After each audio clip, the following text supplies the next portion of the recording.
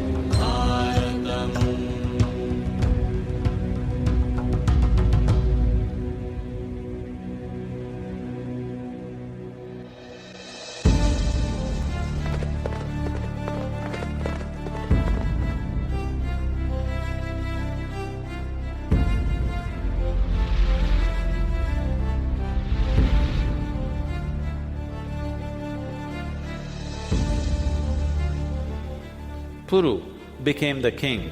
From there, his descendants later on came to be known as Kurus, from which both the Pandavas and the Kauravas come. The whole story is about this clan of people. From Puru down, a few generations down, you have definitely heard of Vishwamitra, for all the wrong reasons. Vishwamitra was a king who was then known as Kaushika, looked at the rishis, the sages, the power that they had. Somehow he felt the power of the king is too little compared to the power of the sages. So he wanted to become a sage, though he was born a king. So he took to the forest and started doing serious austerities. The intensity with which he was going, Indra felt if he achieves to what he is aspiring for, his own supremacy will be in danger. So he sent his honey trap agents. He sent Menaka. Menaka's job was to seduce Vishwamitra and distract him from his austerities and sadhana, which he successfully did, and they bore a child, which is this girl child.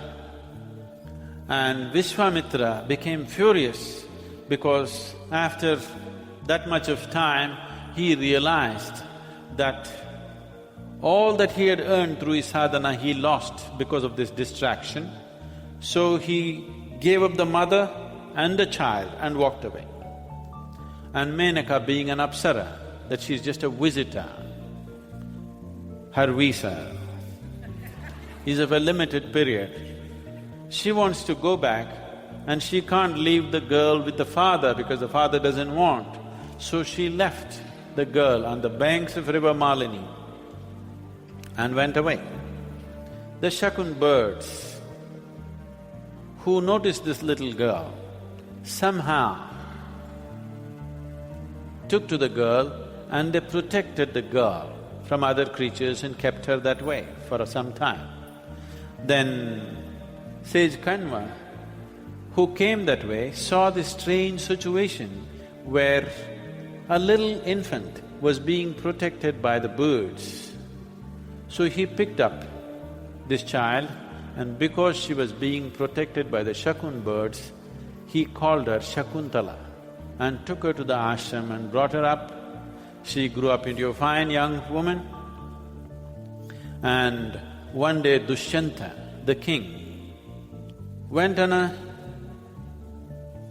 campaign, a battle, and on the way back, he wanted to feed his soldiers, so he came into the forest hunting indiscriminately, killing as many as he can to feed the army, and he particularly shot a very large male stag.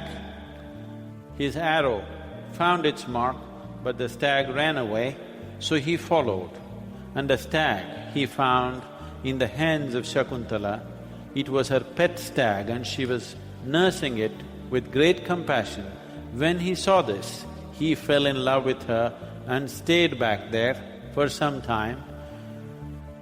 And with Kanva's permission, he married her there, and then he had to go back because his whole army was waiting at the edge of the forest. Then he said he will go back, set things right in his kingdom and come back. And as a mark of remembrance and as a mark of the marriage consumed, he took out his official ring and put it on Shakuntala. Naturally, it did not fit properly. And he left. He said, I'll come back for you. So Shakuntala was in a dream. This forest girl suddenly became a queen, an empress. So she was constantly in a dream mode. So she was sitting in a dream mode. Sage Durvasa came to Kanva's ashram. You heard of Durvasa. He's an angry man. He came, he addressed her, but she was in a dream state, eyes open, but she couldn't see anything.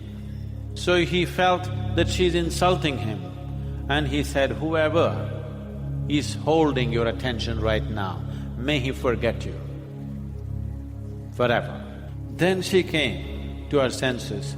She cried, it cannot be, why did you do this? And then people in the ashram explained how she's been married to the king and she's waiting for him to come and take her, and she was in a daydreaming state, please pardon her. Then by then, hospitality was taken care of for Durvasa and he was little cooler. Then he said, okay, let me correct it. Yes, he's forgotten you, but the moment you show some kind of a memento, the moment you show something that reminds him of you, he will remember. So Shakuntala waited and waited, but Dushyanta never came. So she bore a child, whom she called as Bharata. It is his name the nation carries today. This is known as Bharat or Bharatvarsh, because the nation is named after this emperor for his many qualities, many. I will not go into it because it's too many. He was an ideal human being. So he grew up in the forest. Dushyanta never came. And one day Kanva said it's appropriate that you go and ask the king, remind the king that you are his wife and you have a son. It is not appropriate that a king's son is growing up not being in touch with his father. So, taking this young boy, Shakuntala went towards the palace. They had to cross a river. She was still in a dream love affair. So dreaming as she was crossing the river in a boat, she put her hand out just to feel the water and the oversized ring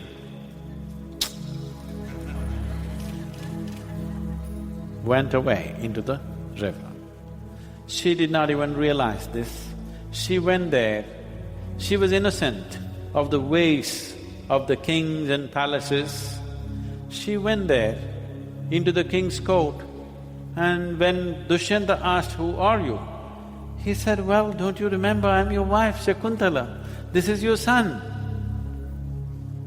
Dushyanta became furious. "How dare you? Who are you to even say such things?" And she was ousted out of the place. She did not realize what's happened. He loved me so much, and now what has happened? He's completely blanked out his memory.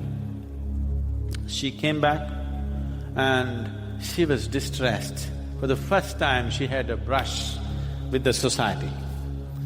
And she went deeper into the forest from the ashram, and she just lived with his son and the wilderness around her.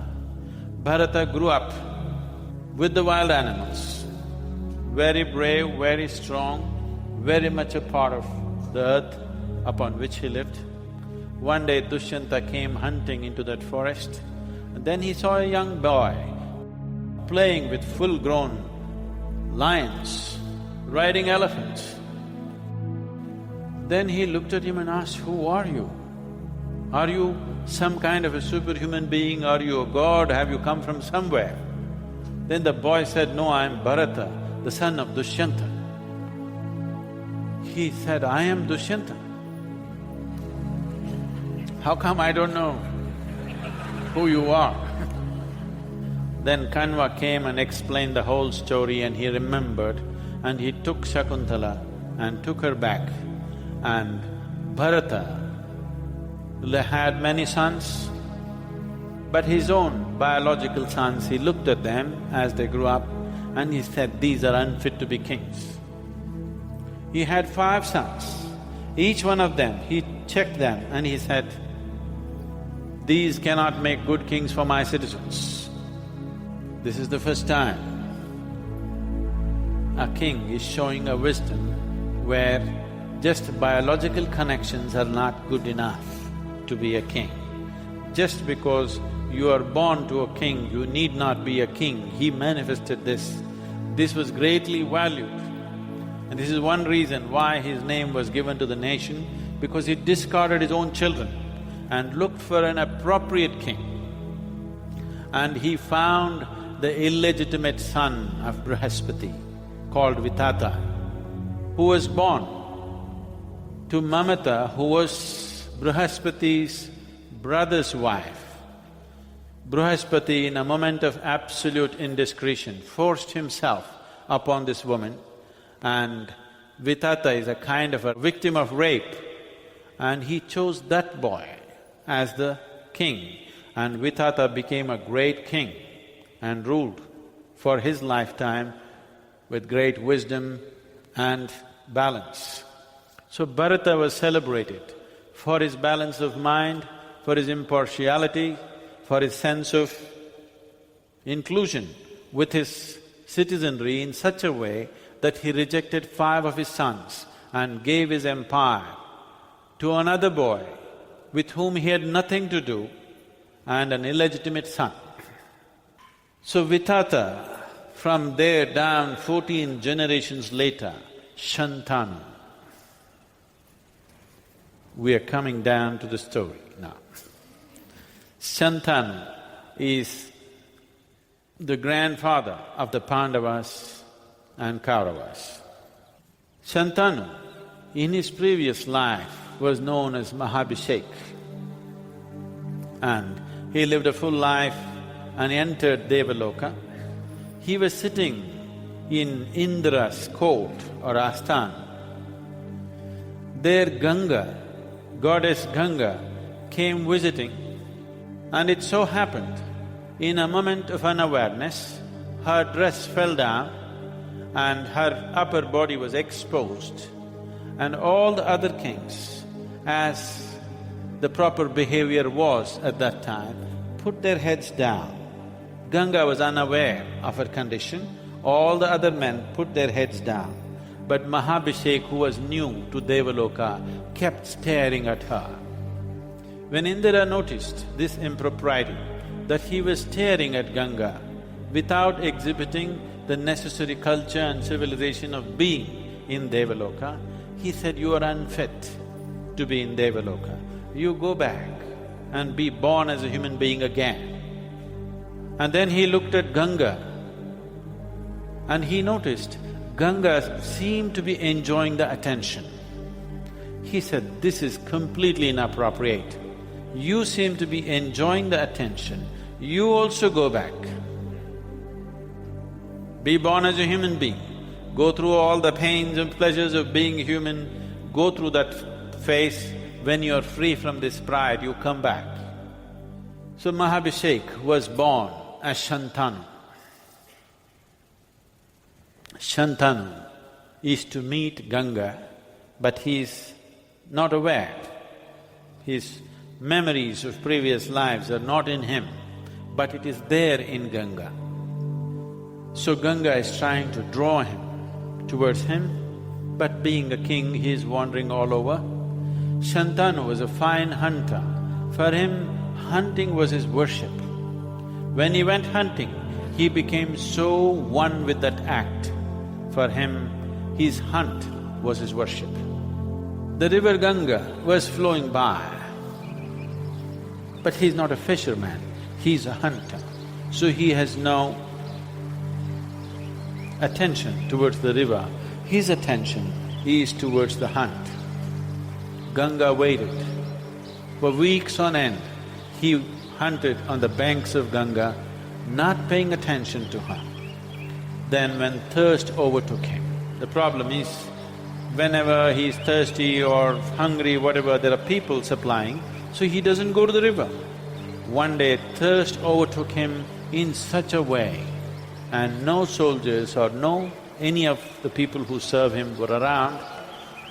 So then he thought of the river, came in search of Ganga.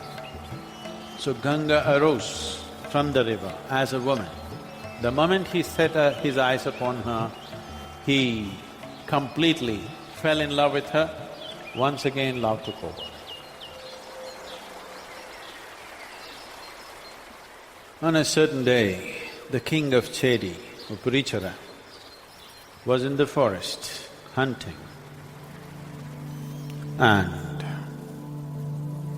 as he spent weeks on his hunt, he bore a child upon a fisher girl. She delivered twins. These two were named as Matsya Raja and Matsya Gandhi.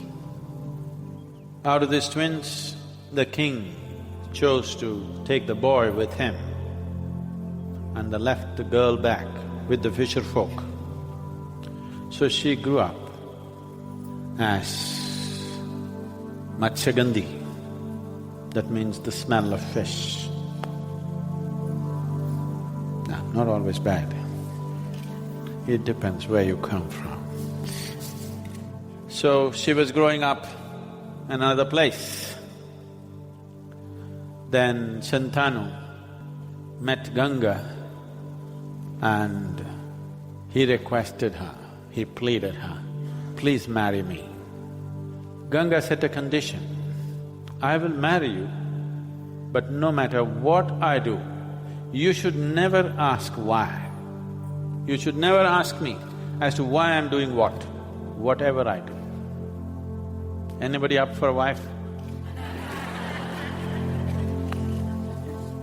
Shantanu was so madly in love with her, he said, "Yes, I will never ask whatever." So she became his wife, an incredibly beautiful and wonderful wife, and then she became pregnant. She delivered a fine son, and at the first instant, she took the child, walked to the river and drowned the child. Shantanu couldn't believe this, that his firstborn son was drowned by his wife. His heart burst out, but he remembered, if he asked her, "Why did you do this?" she will leave. The man who was floating around in joy and love became grief-stricken, afraid of his wife. But still he loved her so much and they lived. One more child came. She delivered another son, without a word, took this child and drowned him in the river. He was on the verge of insanity, he couldn't take it anymore. But he knew if he says one word, she will leave. The second child was drowned, the third one was drowned, it continued. Shantanu was completely horror-stricken. He looked at his wife in terror, no more in love, because newborn children, she takes them and drowns them in the river. 7 of them were drowned. The 8th one was born. Helplessly, Shantanu followed her to the river. When she was just about to do it, he went and grabbed the child and he said, "Enough! Why are you doing this inhuman act?" Ganga said, "You have broken the condition. It's time for me to go. But I owe you an explanation. Let me tell you why. You have heard of sage Vasishtha. Sage Vasishtha was living in his ashram and he had a certain cow which had divine qualities, which was known or named as Nandini. One day, certain Vasus means they're generally… the scripture goes about describing them as people who flew around in vimanas or some kind of crafts. They flew around. Their crafts are being described in great detail, how they flew, how they landed, what they look like, everything. They're even going to the extent of saying how the surface was so smooth, like the surface of liquid mercury. And they're saying, at that time, light means only fire. They're saying there were lights inside these crafts which had no fire, which had no oil, light burned by itself. And no horses, the craft was self-driven. These things they couldn't have imagined, okay? Something must have been seen. We don't know, we can neither prove nor disprove, but somebody could not have imagined this just like that. They must have seen something. So Vasus were flying around, 8 Vasus along with their wives were kind of holidaying on the planet. They were on vacation. Then they walked through Vasishtha's ashram and they saw this cow Nandini with incredible divine qualities. And one of the Vasu wives, whose name was… this Vasu's name was Prabhasa, Prabhasa's wife said, "I want that cow."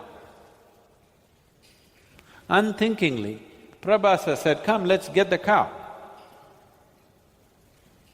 1 or 2 of them said, "But this is not our cow.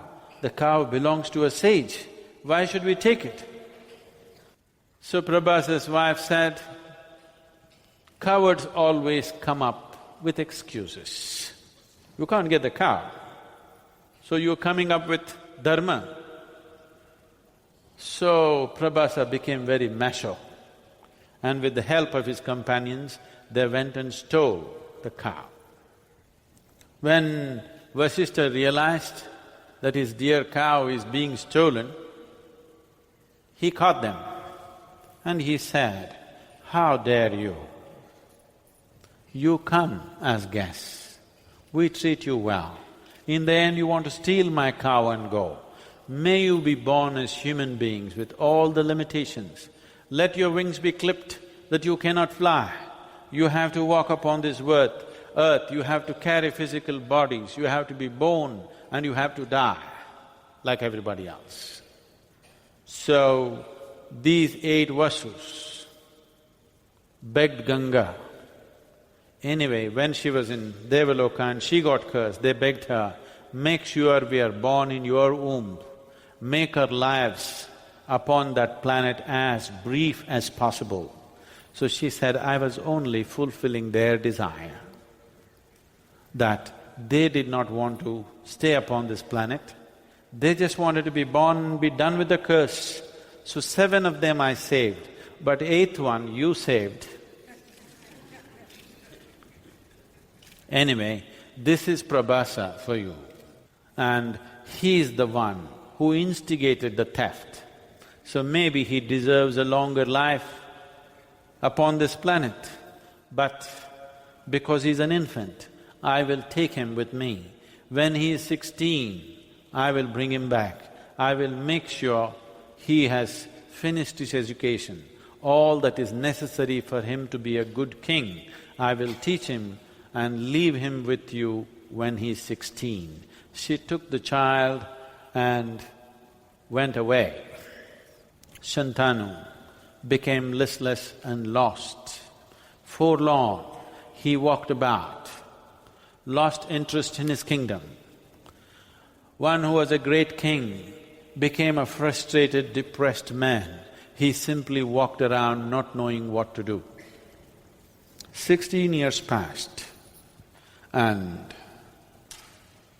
Ganga's and Shantanu's son, who was named as Devavrata, Ganga brought him and handed it over to Shantanu.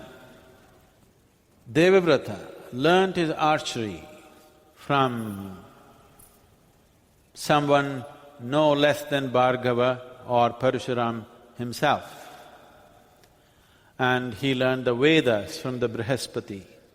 He learnt everything from the best possible teachers, fully ready to be a king. At the age of 16, a full-grown young man ready to take on great responsibilities came, and when Shantanu saw him, all his depression went away and he took to his son with great love and enthusiasm. And he coronated him as the Yuvraj or as the next king. Now that Devavrata was there and he took on the administration and he was doing everything well at his behest, he became free, once again happy, he went out hunting.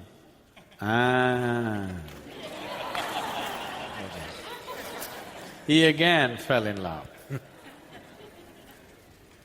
By then, this Matsya Gandhi had grown up into a dark, dusky woman.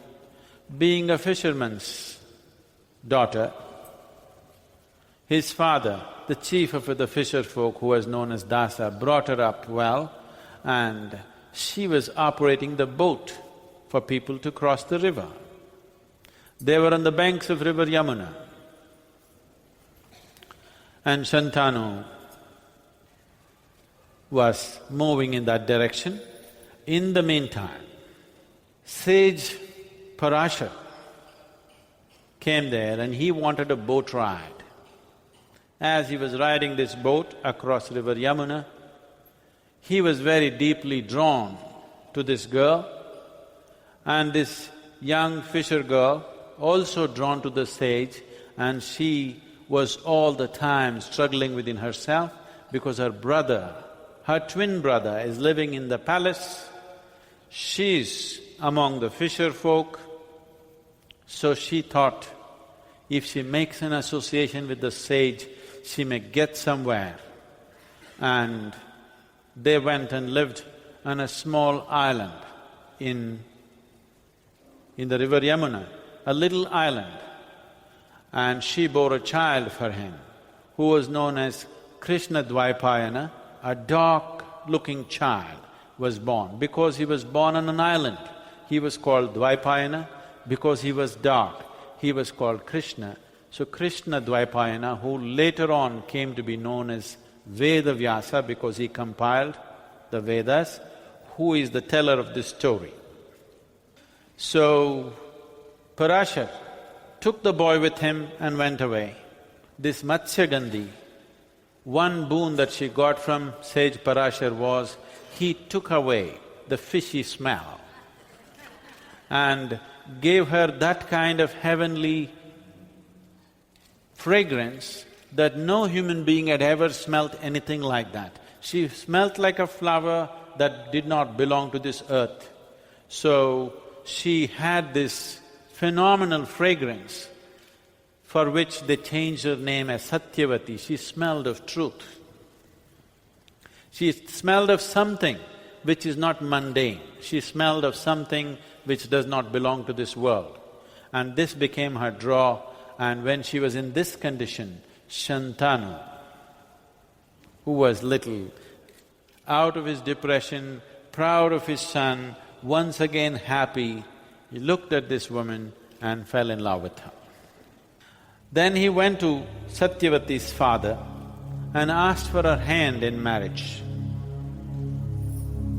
Dasa, the chief of the fisher folk, however mean, still a little king by himself.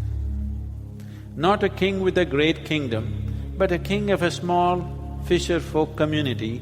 Still he has some politics and calculation in him. When he saw the emperor begging for his daughter's hand, he thought, this is a time to make a deal.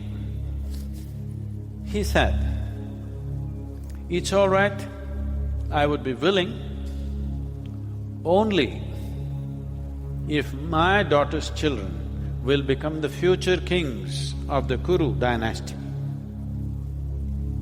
Shantanu said, how is that possible?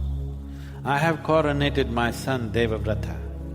He is an able young man. He is the best king that Kuru kingdom can have. That is not possible. This wily fisherman looked at the king, saw he was hopelessly in love. He said, then forget about my daughter. Shantanu begged. The more he begged, the more the fisherman realized, this is it. The hook and the sink and the float, everything has sunk.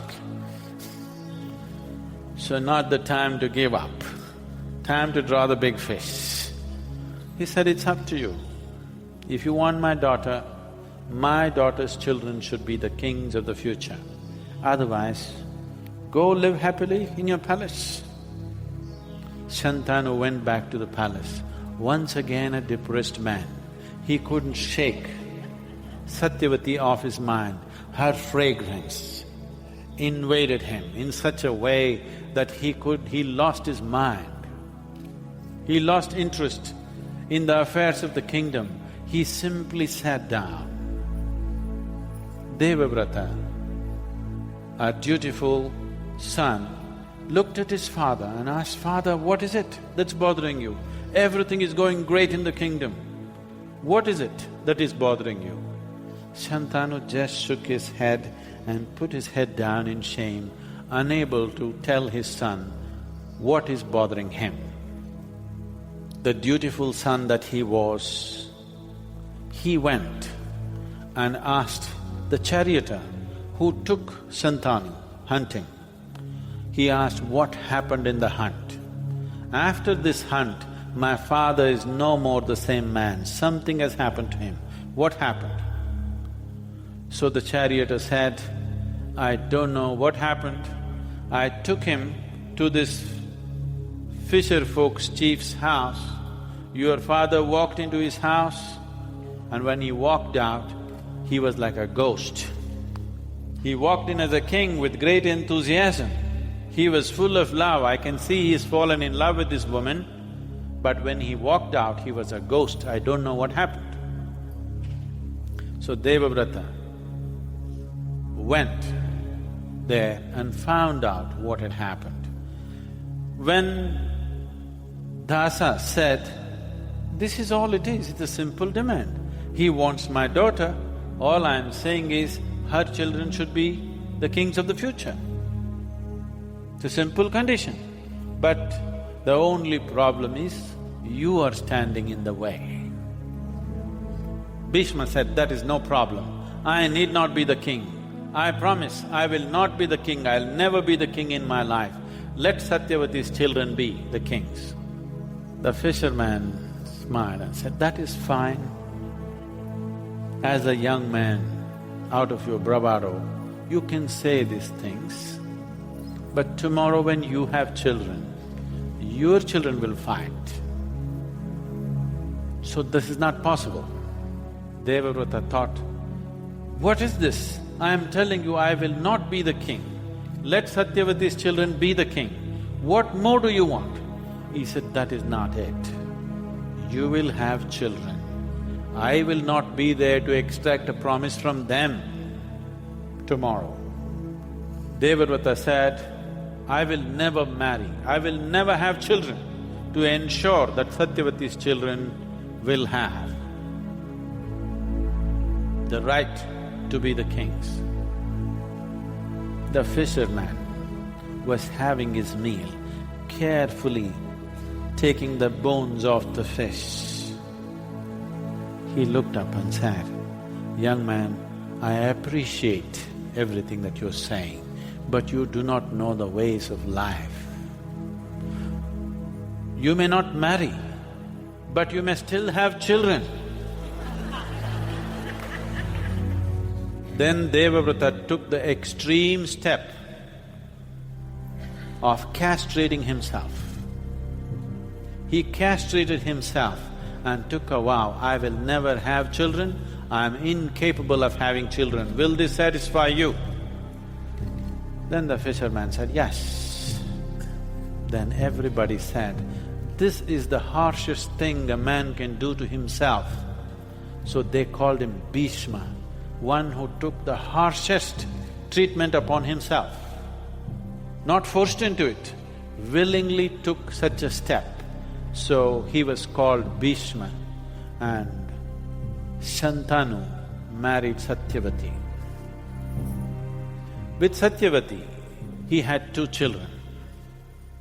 The first one was known as Chitrangada, the second was known as Vichitravirya.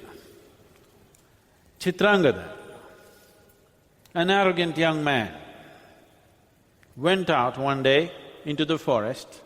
A Gandharva. Gandharva means beings who came from elsewhere with extraordinary skills, who also had the same name Chitrangada. When this Gandharva asked this boy, who are you? He proudly said, I am Chitrangada. Gandharva laughed and said, how dare you call yourself Chitrangada? I am Chitrangada. You better change your name. This is my name. You are unfit to carry my name. If at all, if anybody carries my name, it will be my son, not you. Take away your name. So this young prince stood up and said, how dare you say, it looks like you lived too long. Come, let us fight, because my father has named me Chitrangada and this is my name. Gandharva said, there can be only one Chitrangada. They fought. In a moment, the boy was dead and the Gandharva left. So there was only one son left, Vichitravirya. Vichitravirya means… Vichitra means strange or could be distorted. Virya means masculinity. So he is a strange masculinity or distorted masculinity. We don't know exactly what. Either he was a eunuch, or he was very weak, or he was a homosexual, either unwilling to get a wife or incapable of getting a wife. This getting a wife, getting a child, don't look at it in today's context, it is the most important thing at that time. Because being a king, the first concern is that they must have sons. Because otherwise, who is next in the lineage? Every day you're going out into the battle, whoever you may be, you may get killed. If you get killed, do you have a son or not is a very, very important aspect.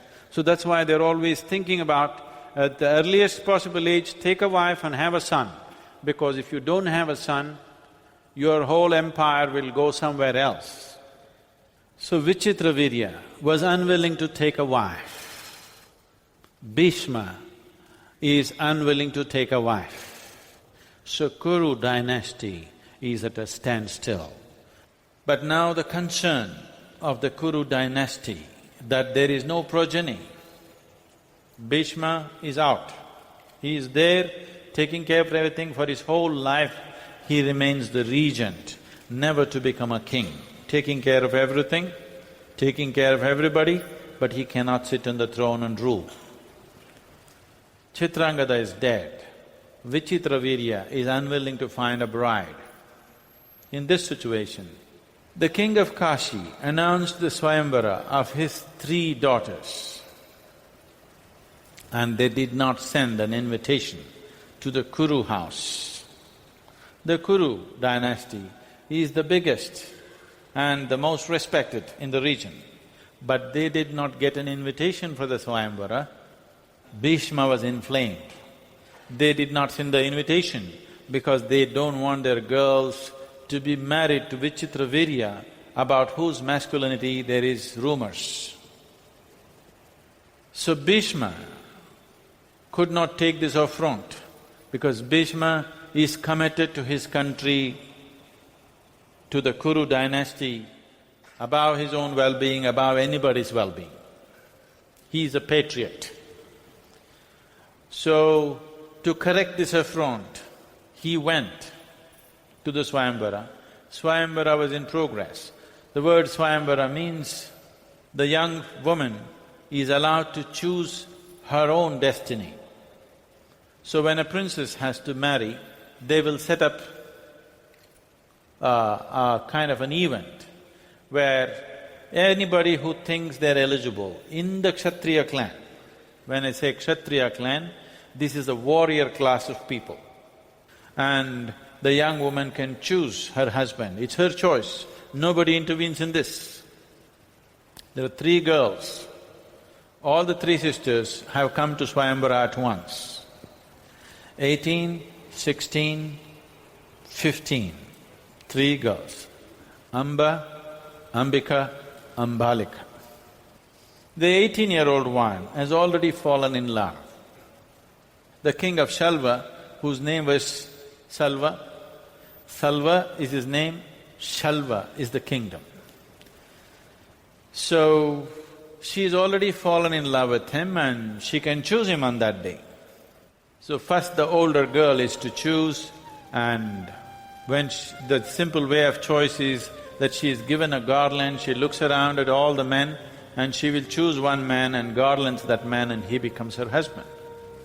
So she went for Salva and just garlanding him, Bhishma walked into the Swayamvara. Other warriors who were sitting there, they fear him because he's a great warrior. At the same time, they know he's castrated himself and he will never marry. So they taunted him, "Why has the old man come here now? Is he looking for a bride? Or why the Kuru house does not have a warrior who can come and take a bride? Is that the reason why he has come?" Taunts flew around. Bhishma flew into a rage that his nation and his clan is being ridiculed. So, he kidnapped all the 3 girls. He abducted all the 3 girls and took them, and the other warriors gave battle. He defeated all of them. Then Salva himself fought because his bride is going away. He defeated him, humiliated him and took all the 3 and left. Amba, the other 2 are happy, a brave warrior has abducted them. So this is the change that has happened from the previous generations, where a woman could set conditions, now she is being grabbed and taken and she is proud of that. So the other 2 are happy that they're being taken by the Kuru clan. Though the groom who is supposed to win them has not come. An old man has come to win for him. Amba is all teary-eyed. She told Bhishma, after this battle is over and they continued the journey towards Hastinapur, which is the capital city of the Kurus, she said, "What have you done? I was in love with this man and I've already put my garland on him. He is my husband, you can't take me like this." He said, "I have taken. What I take belongs to the Kuru." So she asked, "Will you marry me?" He said, "Not for me, you will marry with Chitravirya." Forcefully he took him there, took all the three there, and marriage happened. The other two married, Ambika and Ambalika. Vichitravirya refused Amba, saying, "She placed the garland on somebody else, she's given her heart to somebody, I will not marry this woman." Then Amba asked, "What am I supposed to do now?" Bhishma said, "I am sorry, you go back to Salva." So she happily went back. When she went back, she had a shock. Salva said, "I am not here to take charity from somebody. I lost the battle. The old beast defeated me and now he is trying to give me a charity bride. I will not take her. You go back. You go back and marry Vichitravirya." "No, I have been refused." "Okay, you marry Bhishma, but I am not taking you back because I will not take a charity bride." So refused from both places. She again came back to Hastinapur and she insisted, "Bhishma, you must marry, you have destroyed my life. You took away the man I loved, you brought me here forcefully, and the person whom I am supposed to marry here, he will not marry me. You will not marry me. What is this nonsense? You must marry me."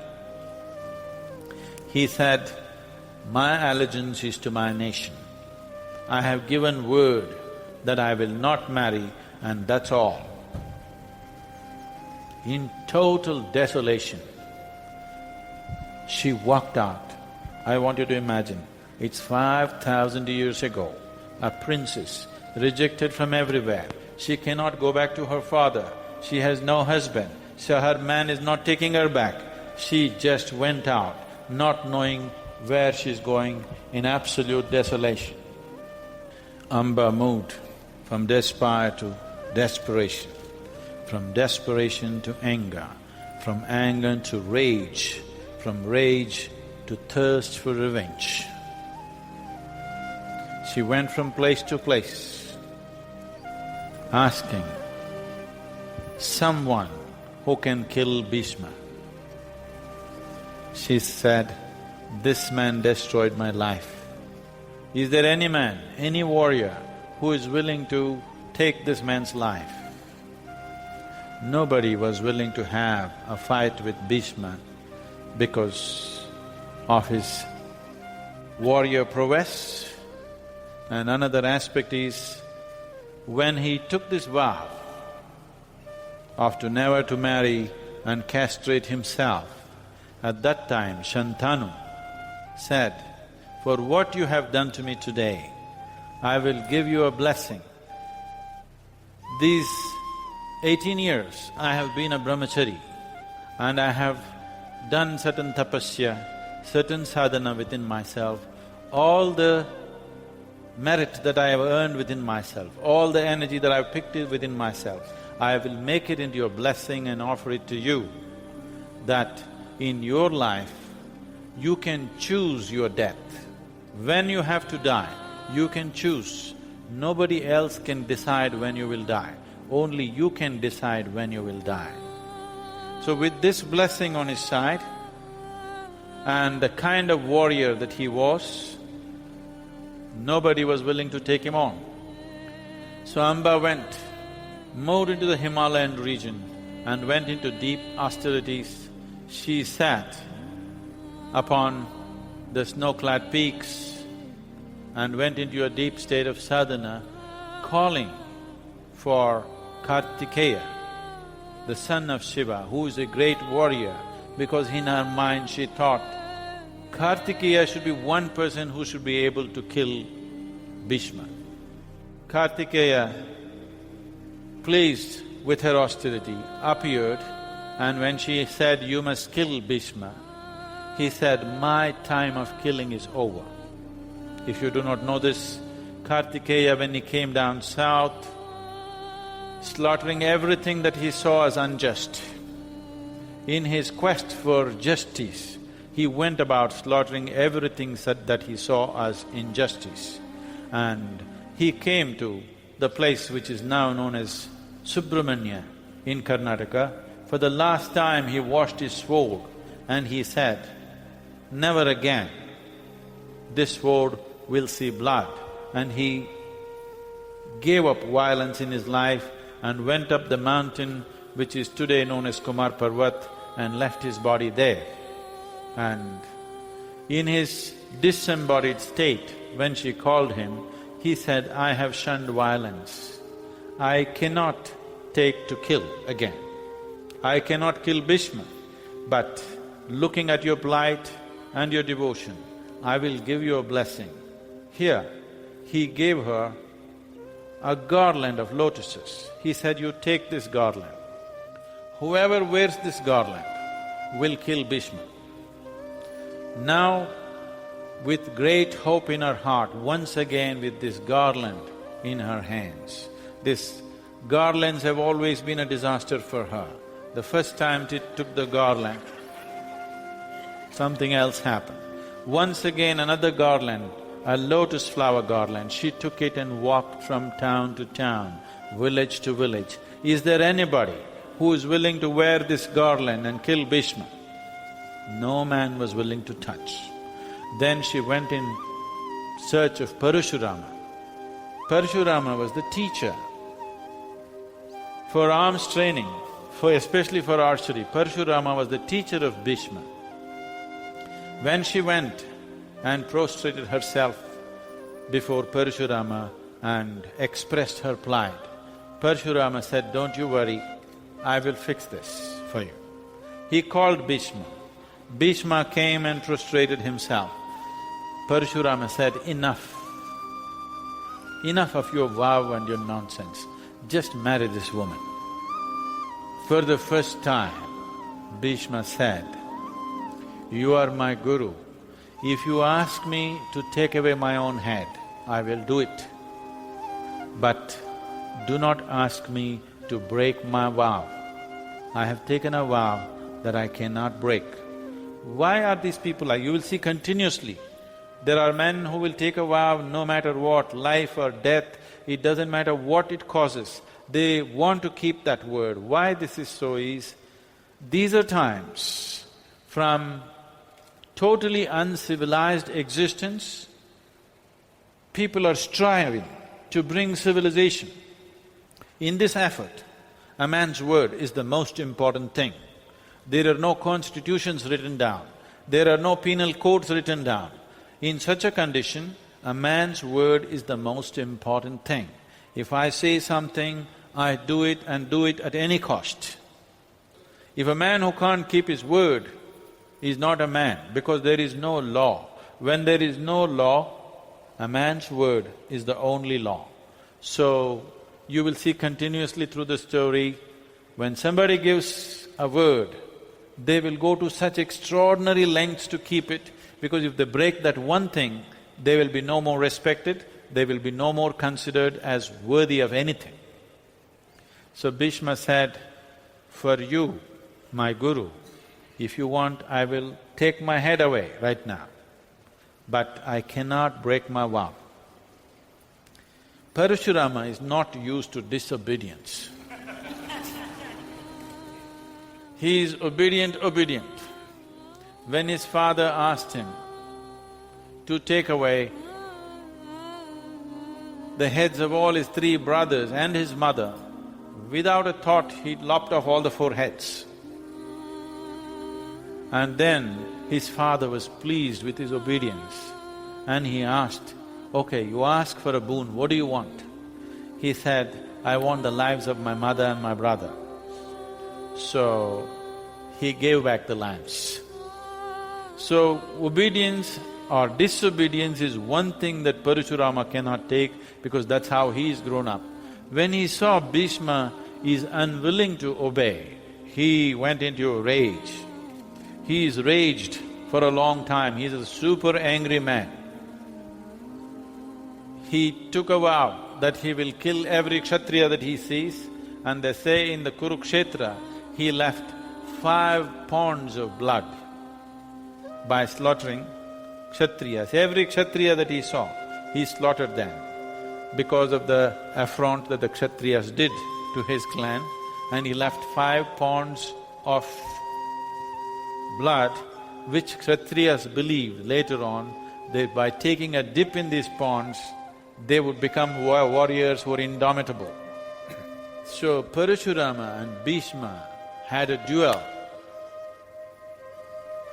An extraordinary duel happened between them, and Parashurama had taught Bhima everything that he knows, and he found that he could not beat him. Both of them fought bitterly for days on end. Then they found nobody could be the winner. So Parashurama threw up his hands and told Amba, "You have to find somebody else." So her journey with the garland continued, and she came to Drupada's court. King Drupada, the king of Panchala, was the second largest empire in the Bharatvarsh. She came there and asked Drupada. Drupada did not even want to touch it, did not want to come anywhere near Amba because by now Amba's reputation like a ghost, she's walking from village to village, town to town, thirsting for Bhishma's blood. When Drupada refused to see her, out of total frustration, she hung these lotus flowers.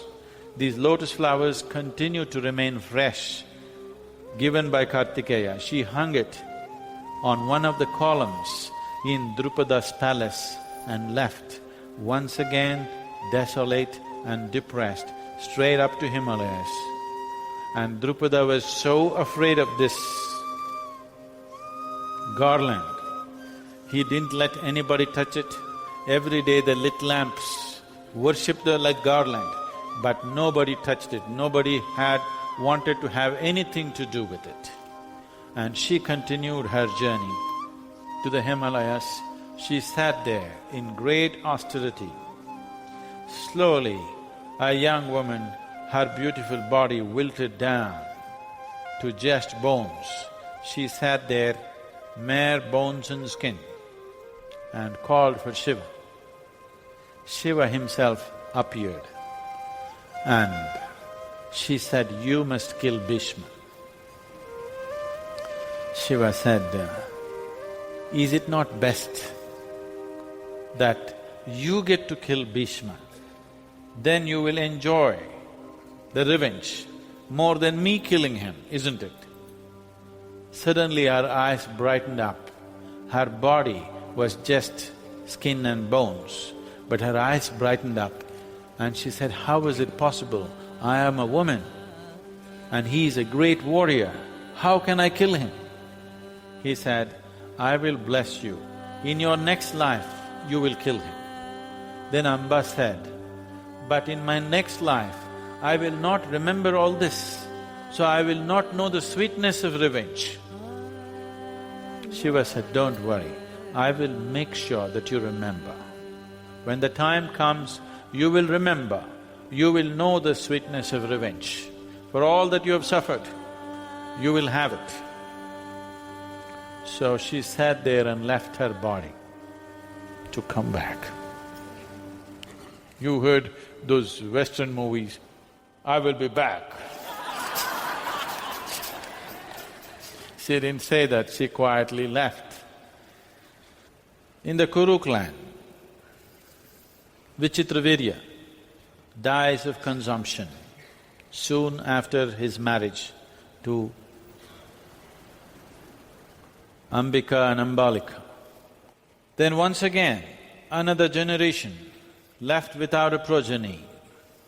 The mother, Satyavati, it is her ambition and desire which did what it did, who wants her children to rule, but now her son is dead without a progeny.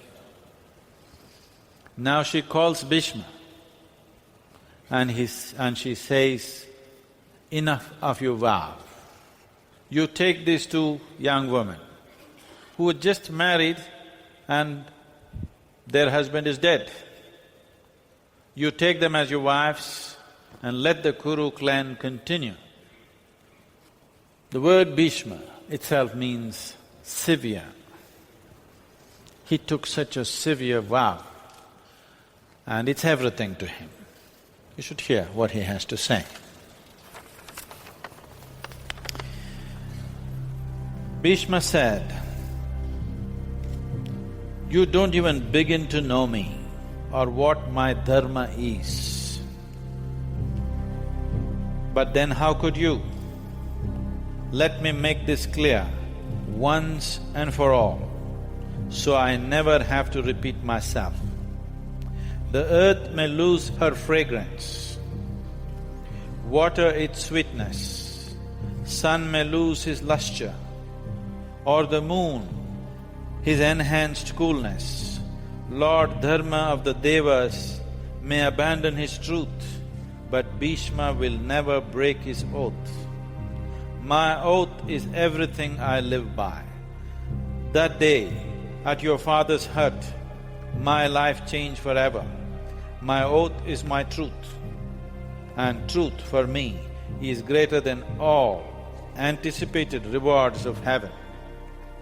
So it's not just kingdom that I forsake. I even forsake heavenly possibilities. I even forsake mukti if it's necessary, but I will not forsake my oath." To understand the next part of the story, you must understand this is his state and this state never changes. Because of this one thing, he does many things which he would not have done otherwise. And more than that, he allowed many things, horrific things to happen, simply because he wouldn't break his word. If he only broke his word, he could have changed the whole situation any time he wanted. But just to keep this one word, he did everything, because he is so attached to what he considers his dharma. Because there is no law, every man makes his own law. The word that I speak is my law. Now he's spoken this word, no matter what, he will not change it. From this context, the story grows. Bhishma, right from the beginning, looked like he was a very passionate and, as you said, a patriotic man, and all his life was about his nation. But he made a vow also for this. And now what is his dharma? To uphold the traditions, uphold the nation? Or was his dharma to keep his vow? Because at some point it looks like they're contradicting. Even when he had to break his vow to keep the nation going, he refused to break his vow. And an intelligent man like that, how did he make a contradicting, or did I understand it wrong? Intelligence means a certain sense. Is Bhishma the most intelligent man? Definitely not. With little intelligence, he is trying to reach to his ultimate nature. That is his intelligence. With little intelligence, the man is managing to reach his ultimate nature. You have to admit that he is intelligent to that extent, but he is of little intelligence. Why I'm saying little intelligence is, anybody who lives by a vow is of little intelligence. People who live by slogans are of lesser intelligence. People who live by scriptures are even lesser intelligence. If you were truly intelligent, you would live by your consciousness, isn't it? If you were truly intelligent, you would live by consciousness. You set this kind of dharma because you know You are not intelligent enough to manage your life unless you fix a line for yourself. You know that you will for sure flounder if you do not fix a track for yourself. That is the intelligence that he is displaying. You have to acknowledge him for that. And he is sticking to his track. You have to acknowledge his integrity. Integrity, yes. Intelligence, no. Bhishma stands for phenomenal integrity. You can trust this man with anything. He will not go back on his word. But intelligent? No. So, why does he take such a vow? Because that is the only way he can make his life sensible. If he does not have a fixed line for himself, he will get lost. He knows that. And this is the truth with most human beings. If they don't fix a line for themselves, they will get lost. He is intelligent enough to recognize that.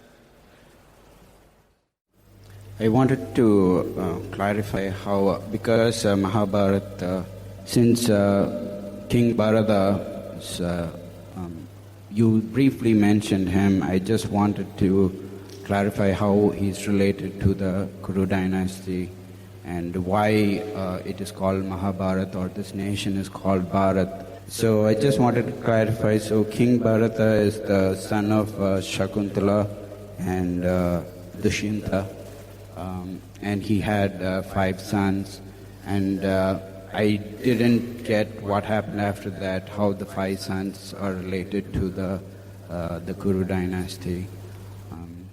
I had one more question, just a curiosity. This super sun that our solar… Ask one, because you're already taking me back 6,000 years and…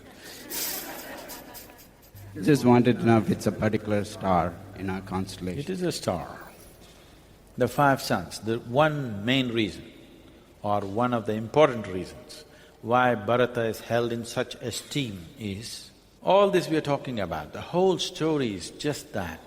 Everybody is desperately trying to make their sons the kings. That is the story of monarchy. Well, that is the story of democracy too. God damn it. Monarchy means just this, that your children will rule the country. The dream is your children will rule the world. For the first time, an emperor was enlightened enough to see consciously, if he did not have children, that's different. He has his own 5 children, but he chooses another boy for his capability. Though he is labeled as an illegitimate child, he chooses that one and puts him to rule his empire. Oh, okay, he let somebody else rule his empire. That's not a simple thing. People are not even willing to give away their little property to somebody. Even their lousy little property has to go only to their children. Yes? Even if it's the size of the grave. A whole empire, he has 5 sons, but he says, no, they will not make the best kings. This boy will make the best king. It doesn't matter, he has no social standing. It doesn't matter, he has no parentage. It doesn't matter, he doesn't come from the kind of pedigree that people approve of, but he is suitable to be an emperor, and he chooses him. That is a huge enlightened way of thinking for a king or an emperor 6,000 years ago. You have to bow down to him for that, isn't it? Above all, it's called Bharatvarsh because this was many small things. You need to understand the history a little bit, because as we use other names, confusions will come, because there are stereotypes, understanding about these things. When I say Asura, when I say Rakshasa, there are negative connotations to it.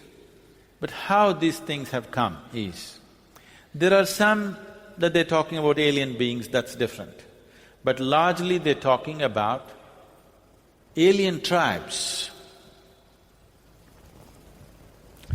not anymore, but for some time whenever I went to United States, when I went into the immigration counter, I always had to stand in that counter where it's labeled alien.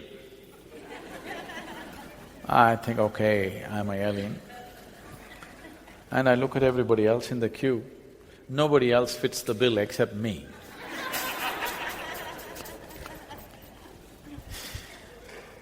So, they were alien tribes because the distances were so far away. There was no other communication. If people have to go, suppose you lived here, let's say you lived in Velangiri mountains, at the foothills of Velangiri 5,000 years ago, would you meet people in Delhi or Haryana? Would you meet a Haryana Jat for any reason? If you had to meet that creature, it was a long journey. It must be your life's ambition to walk all the way to Haryana and meet that man.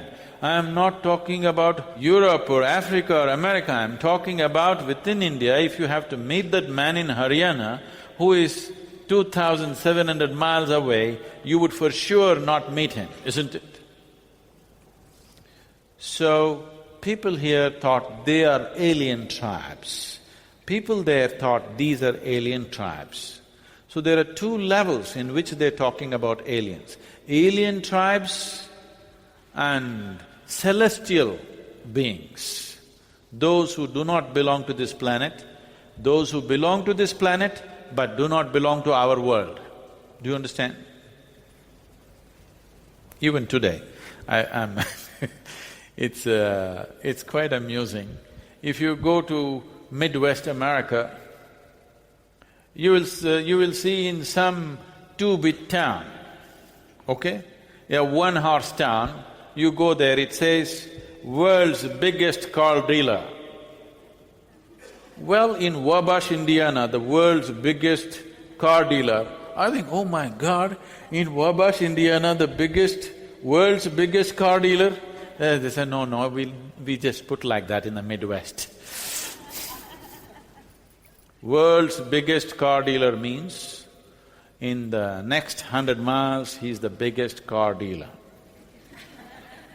Because the newspaper he reads talks about nothing beyond 100 miles. He lives within that space, so for him that is the world. Even now, even the major newspapers in United States report like this, Chicago Bulls are playing against whatever, New York Yankees or something, and they say it's a world championship. If United States is playing against some other country, it can be world championship. Chicago Bulls and New York City cannot be world championship, but that is how it is done. I'm saying, in this culture at that time, Bharatvarsh is the world. In this world, there are us and alien tribes. And there are also celestial beings who do not belong to this planet. Now, coming to this aspect of Bharata, why is, in those times, he created the boundaries of the known world. He lived for an extraordinary length of time and he spread the boundaries of his empire, more by inclusion than by conquest. Some of it he conquered, rest of it he included. So, for those times, the largest empire on the planet was Bharata's empire. So the world belonged to him. So it was called Bharatvarsh. This is the world of Bharat, not a nation, please understand, it's the world, because there was no other world. This is all the world is. South of Himalayas is the world.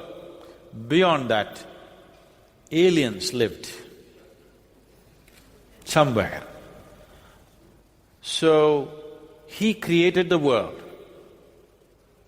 For those days, he created the boundaries of the world because he spread himself. For the first time, an empire touched the shores of Indian Ocean, so it became Bharatvarsh. and the word Bharat has many meanings. One interesting meaning is Bha-ra-tha, means it's one of the connotations of his name is Bha means bhava, Ra means raga, Tha means tala. Bhava, raga, tala means this is the fundamental of music and dance, because he established such a stable nation. Everybody was included, and he established such a stable nation that people lived in absolute joy. Music and dance and arts and sciences evolved in such a phenomenal way that his name naturally began to connote that Bha means emotion or bhava, Ra means raga, which means the tune, Tha means tala, the rhythm. So he became the emotion, the tune and the rhythm of India. So the nation itself took on his name as Bharat. It's unfortunate that since 1947, we largely dropped that name and went for a name that was given to us in recent times by people who conquered this country. That was a huge mistake we have done. It doesn't mean anything. The word India doesn't mean anything, it's a mispronounced word.